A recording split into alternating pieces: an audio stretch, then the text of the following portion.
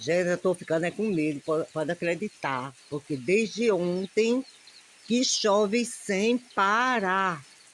E aqui por trás da minha casa tem uma barragem enorme, que não tá aguentando água mais não. O meu medo, meu Deus, é essa barragem estourar.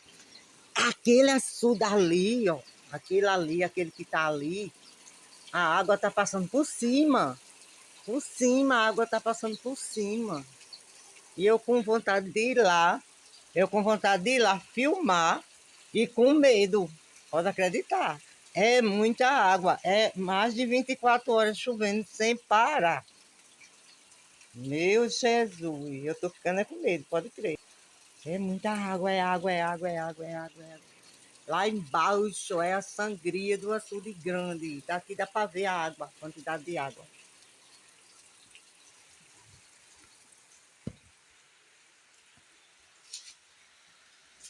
É isso aí, meu povo.